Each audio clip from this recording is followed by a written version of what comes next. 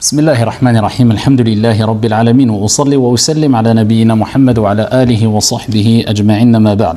On continue avec l'explication, le commentaire du livre Rawdatul Uqala, donc le jardin des sages, des doués de raison de l'imam Ibn Hibban al-Busti rahmatullahi alayh. Et nous sommes avec un nouveau chapitre qui nous permet toujours de s'éduquer. Puisque si on veut éduquer, il faut d'abord s'éduquer. Si on veut être respecté, il faut respecter. Et pour pouvoir respecter, il faut apprendre à se respecter.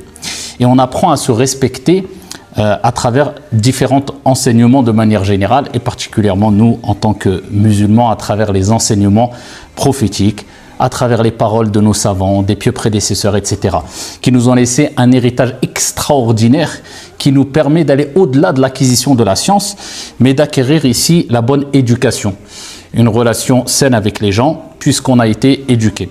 Et c'est le but à travers, ici, ces différents chapitres. On passe de jardin en jardin, d'où l'appellation du livre, Rawdatul Uqala, donc le jardin des sages, le jardin des doués de raison. Et on est avec ce chapitre-là, après avoir parlé du chapitre précédent de cette série que vous retrouvez bien sûr sur Dini TV.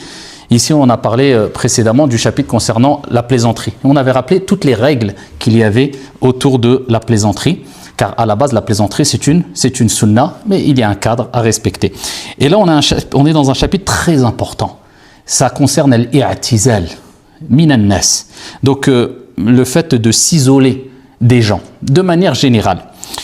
S'isoler des gens, alors, ça peut être un bien, comme ça peut être un mal. Certains savants divergent. Ils disent, c'est quoi qui prévaut? C'est al-khulta ou bien al-uzla. C'est le fait de se mélanger aux gens, c'est ça le principe de base, et c'est ce qui est meilleur.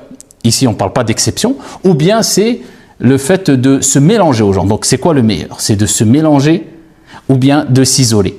Alors, il peut avoir un bien dans les deux, c'est du cas par cas. Alors, il y a le hadith apporté par Ibn Majah à titre indicatif, où le prophète sallallahu alayhi wa sallam nous dit المؤمن الذي يخالط الناس ويصبر على أذاهم خير من الذي لا يخالط الناس ولا يصبر على أذاهم. Le croyant qui se mélange aux gens et qui patiente quant à leurs méfaits, à leurs préjudices, est meilleur que celui qui ne se mélange pas aux gens et qui ne patiente pas quant à leurs préjudices. Alors si on prend ce hadith-là, on voit que al-khulta, donc le fait de se mélanger avec les gens et de patienter quant à leurs préjudices est préférable. Mais si on prend plein d'autres textes, on va voir que s'isoler, c'était d'ailleurs un comportement qu'avaient beaucoup les pieux prédécesseurs, on va voir que s'isoler, c'est meilleur. En fait, c'est du cas par cas. Et c'est ce qu'on va voir, incha'Allah ta'ala, à travers différentes paroles de savants, comme la parole d'Ibn Hibban qui revient assez souvent, incha'Allah. Alors, on va commencer ici avec la parole d'Ibn Hibban al-Busti rahmatullahi alayhi lorsqu'il dit. Et lui, on va voir qu'il met beaucoup plus en avant le fait de s'isoler des gens. Alors là, quelque chose de très important. Ici, il va mettre plus en avant, lui, Ibn Hibban, le principe de base qui est il faut s'isoler des gens, c'est préférable. Attention, je ne parle pas de s'isoler complètement, vous allez comprendre. Et bien sûr, on ne peut pas se passer de se mélanger aux gens. Le musulman est sociable, le musulman a une vie sociale, et c'est très important. On parle dans certains cas. Lui, il dit que de manière générale, c'est préférable d'avoir plus ce comportement qui est je me mélange pas à tout le monde plutôt que je me mélange à tout le monde, ou je mets en avant plus le fait de me mélanger aux gens. Alors en tout cas, on va voir les détails ici, incha'Allah ta'ala, les différentes indications et les différents textes et différentes paroles qu'on va retrouver dans ce chapitre-là qui sont très intéressantes.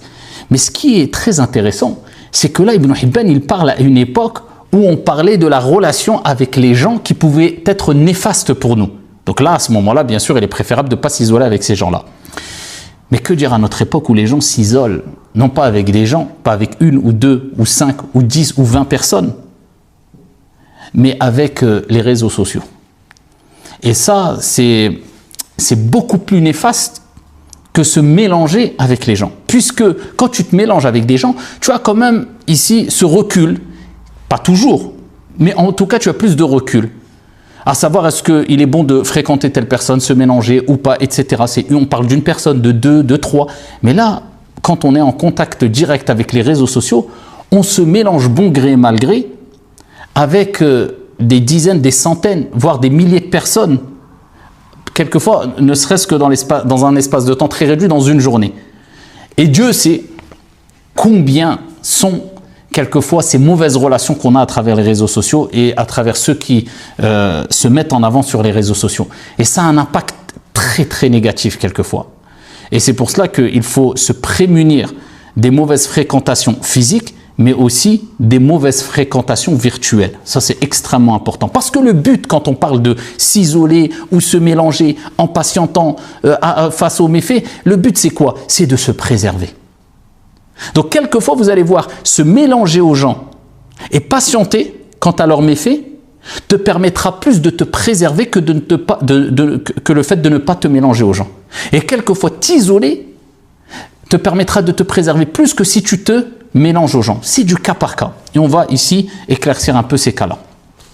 Alors, Ibn Hibban, rahmatullahi alayhi, il nous dit une parole très importante. Il dit, une personne sensée, donc on parle toujours de al-uqala, d'accord, les gens doués de raison, les gens sensés.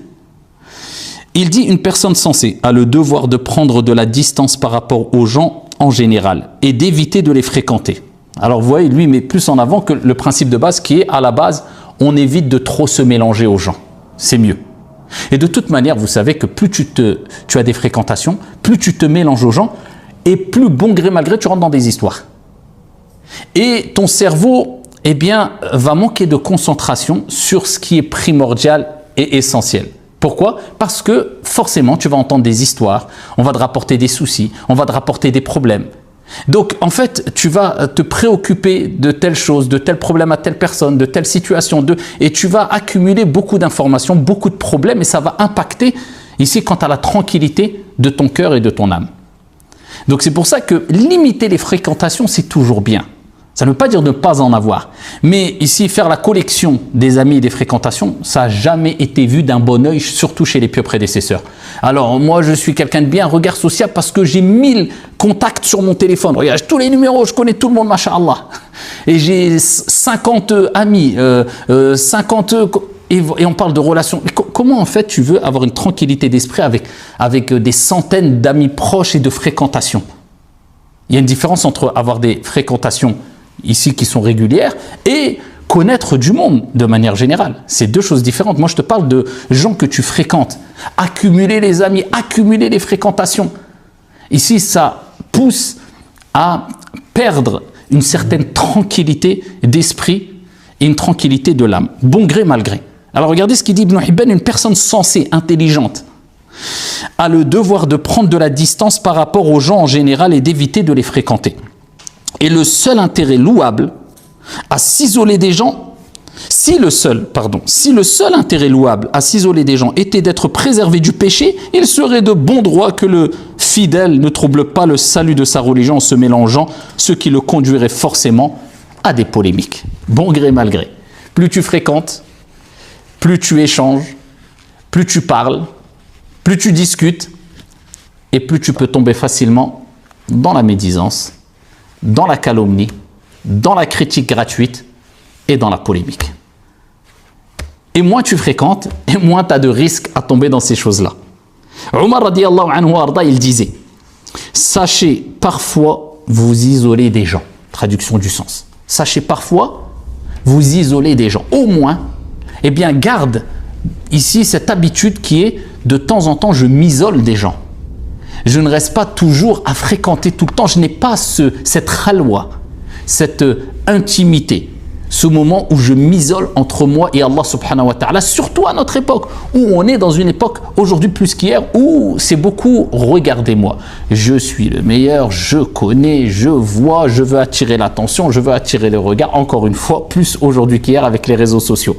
Jusqu'à ce que ça touche tout le monde, hein. Ça touche de la personne lambda, du mécanicien, le boucher, jusqu'au prêcheur, jusqu'à l'imam, on est pris par cette vague quelquefois qui nous pousse à aimer le fait d'être mis en avant, de se mettre en avant et d'être toujours visible. Et on perd cette bonne relation avec Allah subhanahu wa ta'ala à travers al-khalwa, le fait de s'isoler.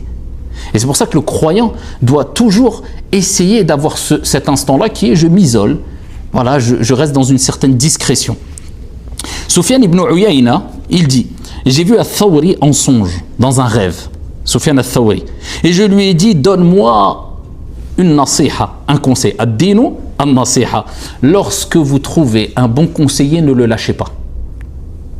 Ô combien sont rares les bons conseillers qui conseillent avec science, avec clairvoyance et avec sagesse.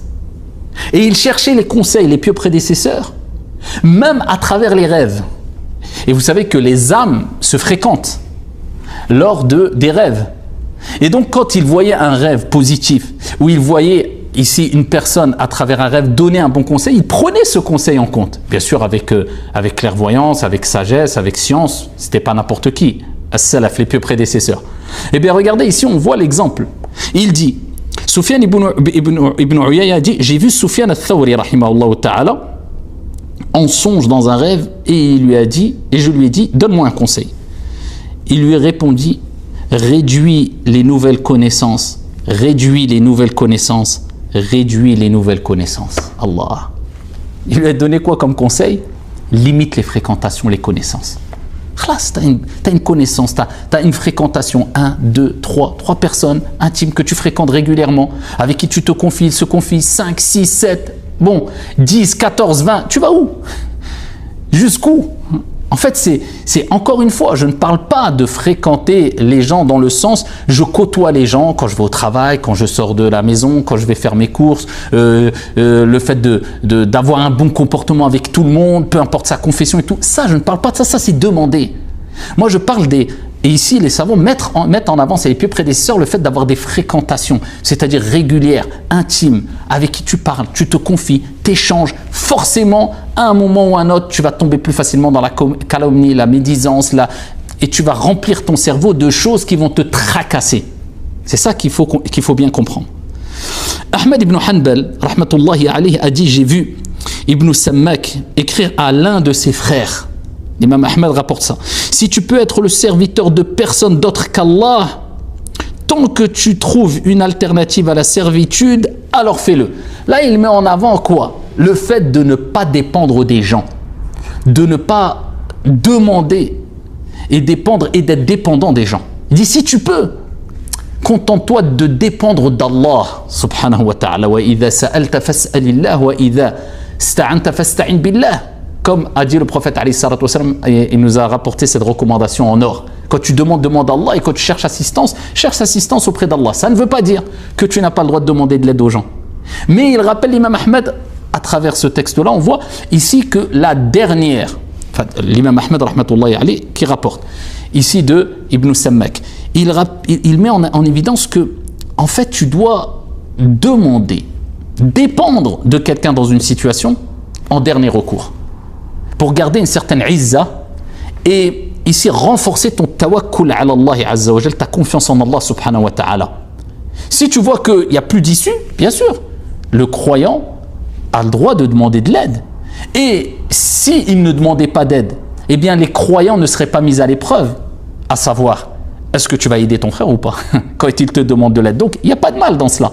Mais tu dois toujours ici essayer d'utiliser tous les moyens spirituels à travers un dua, à travers ta confiance en Allah, avant de demander de l'aide aux gens. D'abord Allah subhanahu wa ta'ala. Et nous on a tendance, c'est notre nature malheureusement, illa man rahimallah, maladie, problème psychologique, problème d'argent, problème dans la famille, etc. de courir vers toutes les causes mondaines et de se mettre à fond et après en option les causes spirituelles, alors que l'effet qui est mis dans les causes vient d'Allah subhanahu wa ta'ala.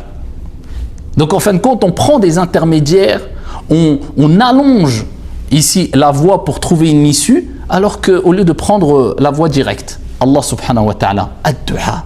Mais c'est une question de certitude, de confiance en Allah subhanahu wa ta'ala. Et encore une fois, ça ne veut pas dire qu'on ne doit pas prendre en compte les causes mondaines, aller voir le médecin quand tu es malade, etc. Mais au moins, ayons cette pudeur vis-à-vis d'Allah, qui est, je mets plus d'engouement, ou autant d'engouement dans les causes spirituelles que dans les causes mondaines. C'est pas je mets à 90% dans les causes mondaines et 10%, bah maintenant que j'ai tout fait, bon, attends, je vais faire 2 A, je vais voir si ça marche. C'est pas comme ça que ça se passe. Et là, on voit, c'est un khalal qu'il y a, une déficience qu'il y a dans notre relation avec Allah subhanahu wa ta'ala. Illa man rahim Allah, sauf celui à qui Allah azza wa jal a préservé, a fait miséricorde. Il dit Ibn Hibban, une personne intelligente, une personne sensée, qui fait partie d'al-uqala. C'est ça le but, de faire partie de ces gens sensés.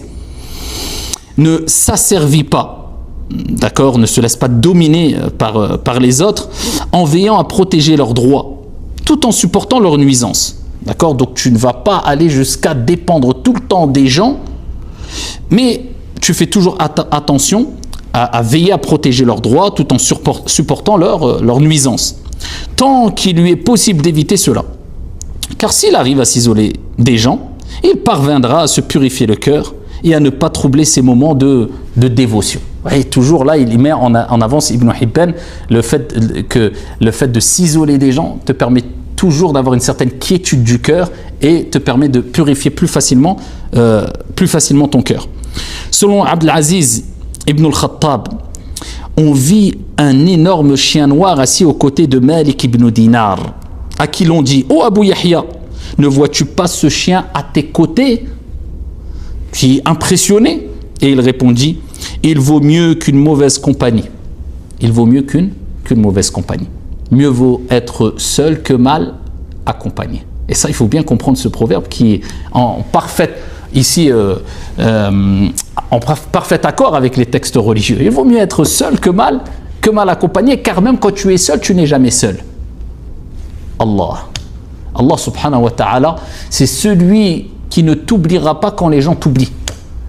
Il suffit de voir une personne après qu'il ait été enterré. Il est oublié même par ses plus proches et ses bien-aimés. 3 semaines, 1 mois après sa mort. Enfin, oublié. On se comprend. En tout cas, dans 24 heures, si on prend le nombre de minutes, je dis même pas d'heures, que la personne, même les plus proches, pense à lui, on est un peu étonné. Ça, c'est une miséricorde d'Allah subhanahu wa ta'ala aussi. Parce que si on penserait toujours à la mort et aux défunts, on ne pourrait plus vivre. Mais vous voyez qu'on est vite oublié. وَمَا كَانَ رَبُّكَ نَسِيًّا. Mais Allah nous dit dans le Coran, ton Seigneur n'oublie rien. Donc à quoi bon s'accrocher aux choses et aux êtres qui vont t'oublier plus qu'à celui qui ne t'oubliera pas et qui t'aidera quand personne ne pourra t'aider? Allah. Et c'est ça, at-tawhid, l'unicité d'Allah et de vivre avec l'unicité d'Allah, at-tawhid. Et l'attitude de Daoud at-Ta'i et de ses semblables parmi les maîtres du Coran, consistant à prendre de la distance même avec l'élite religieuse. Alors là, il va même plus loin que ce qu'on a dit.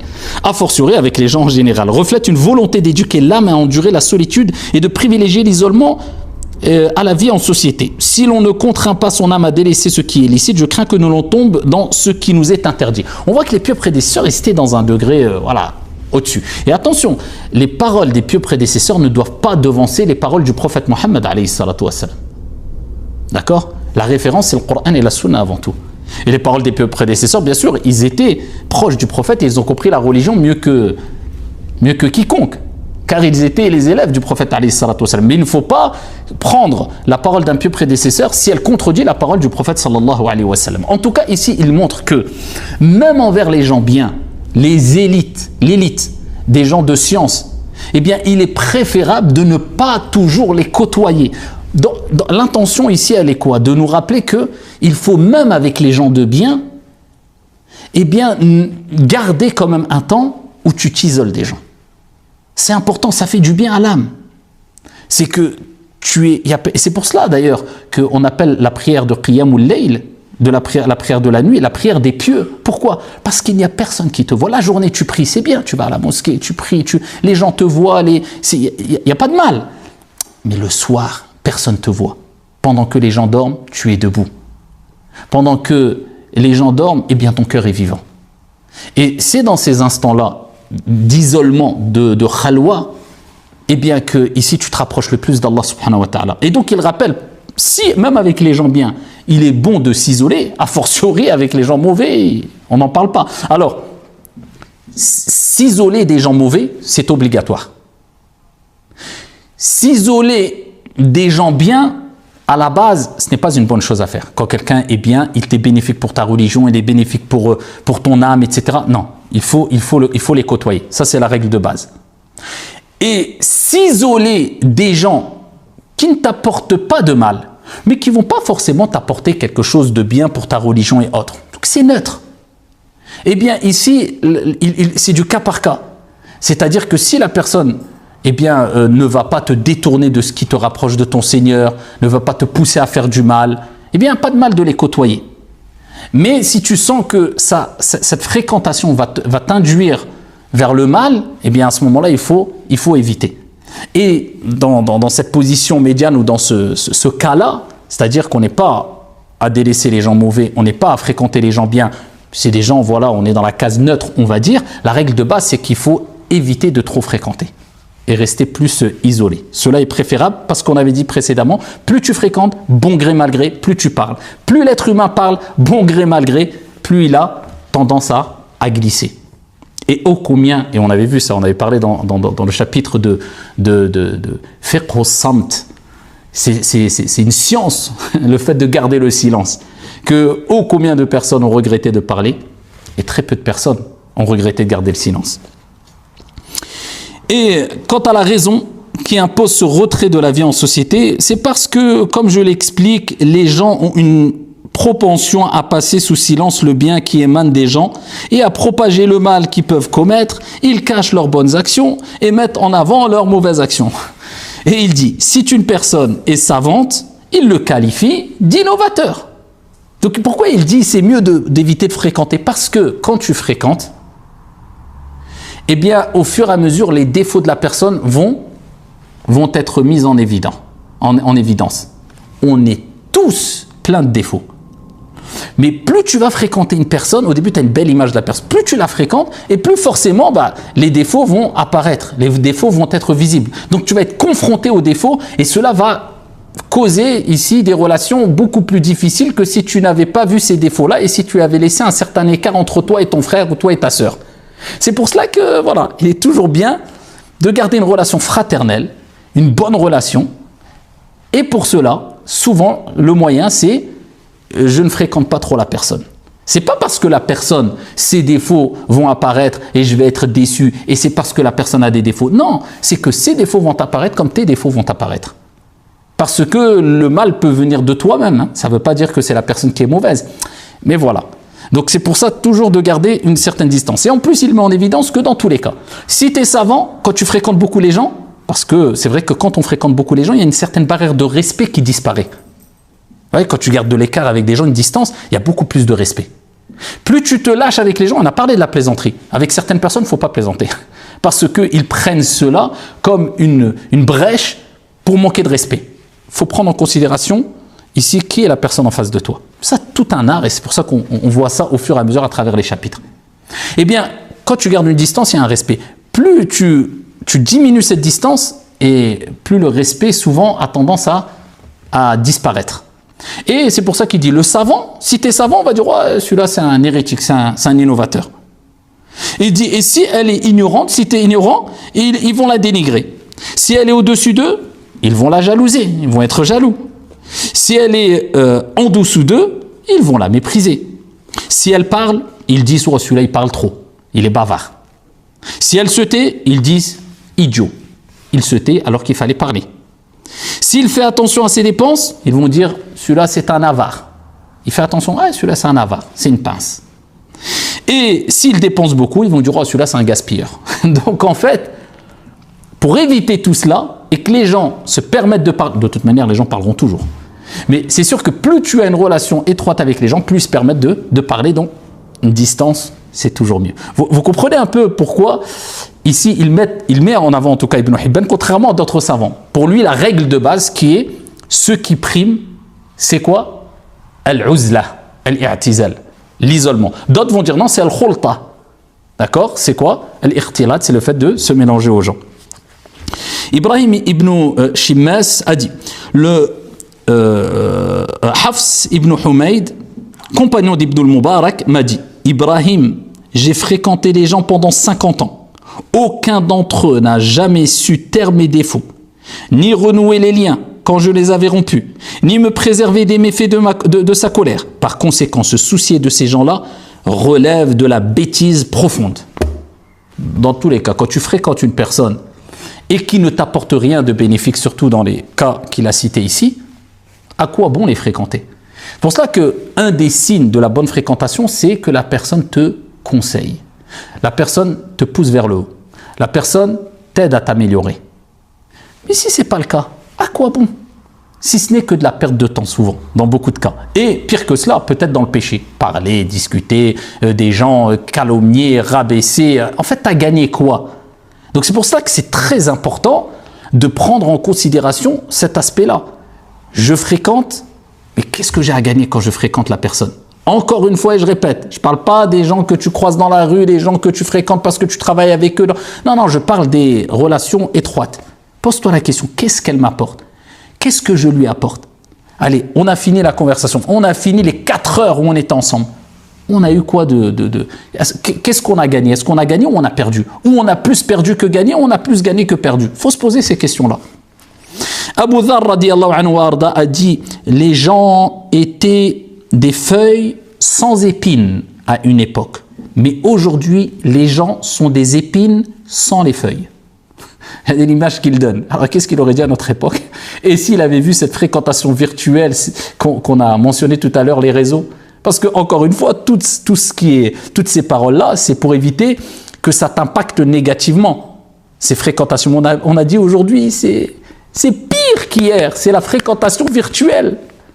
Et qui affecte négativement plus que ça ne te profite. On le sait toutes et tous, malheureusement. Alors, que dire de laisser ces réseaux sociaux entre des âmes qui sont encore faibles, en pleine, en pleine recherche des âmes qui sont en train d'évoluer petit à petit parce qu'ils sont encore jeunes, ils ont besoin d'éducation, etc. Il y a 5 ans, 7 ans, 8 ans, on voit des jeunes sur des réseaux, en train de regarder tout et n'importe quoi. Comment voulez-vous que cette âme puisse s'éduquer spirituellement et sainement si tu laisses ces mauvaises fréquentations physiques et virtuelles éduquer ces pauvres âmes qui ne cherchent qu'à s'abreuver de choses positives? Donc tous les parents ont une certaine responsabilité. Encore une fois, sur les réseaux, sur Internet, tout n'est pas mauvais. Mais il y a un gros filtre à faire.